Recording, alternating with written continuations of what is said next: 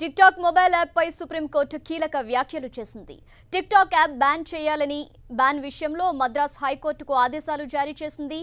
April 24వ తేదీలోగా నిర్ణయం తీసుకోవాలని సూచించింది. నిర్ణయం ప్రకటించకపోతే నిషేధం ఎత్తివేయడం జరుగుతుందని తీర్పునిచ్చింది. ఏప్రిల్ 3న మద్రాస్ హైకోర్టు టిక్టాక్ యాప్ను నిషేధించింది.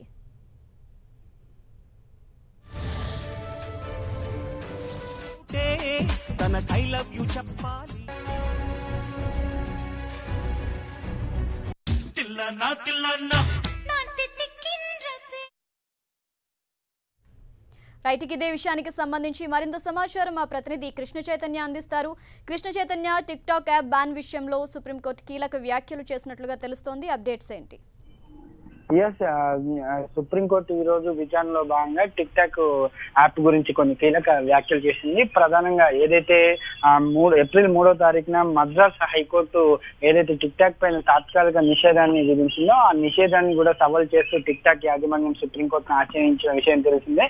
అయితే ఈ విషయంలో పూర్తిగా ఏదైతే మద్రాసు హైకోర్టు ధర్మాసనం ఇచ్చిన తీర్పు ఏదైతే ఉందో ఆ తీర్పుపై తుది తీర్పును కూడా ఈ నెల 24వ తారీఖు లోపు పూర్తిగా కూడా ఇవ్వాలి అని చెప్పేసి కూడా మద్రాసు హైకోర్టుకు సుప్రీంకోర్టు పేర్కొనడం జరిగింది. ఈ 24వ తారీఖు లోపు కనుక హైకోర్టు తుది తీర్పు కనుక ఇవ్వకపోతే ఆ నిషేధాన్ని ఎత్తివేయడం జరుగుతుంది అన్నట్టుగా కూడా సుప్రీంకోర్టు కీలక వ్యాఖ్యలు చేసిన నేపథ్యంలో కొద్దిగా టిక్ టాక్ ఇది ఊరట కలిగించే అంశంగానే చెప్పుకోవచ్చు. ఒకవేళ ఈ మద్రాస్ హైకోర్టు కనుక 24వ తారీఖు లోపు స్పందించి టిక్ టాక్ పై పూర్తిగా నిషేధాన్ని విధిస్తున్నాము అని చెప్తే ఆ నిషేధానికి సంబంధించిన విచారణ సుప్రీంకోర్టులో మళ్ళీ జరుగుతుంది అని చెప్పేసి కూడా సుప్రీంకోర్టు పేర్కొనడం జరిగింది. చీఫ్ జస్టిస్ రంజన్ గొగోయ్ నేతృత్వంలో ఈ యొక్క విచారణ అనేది కూడా పూర్తిగా కూడా జరిగింది.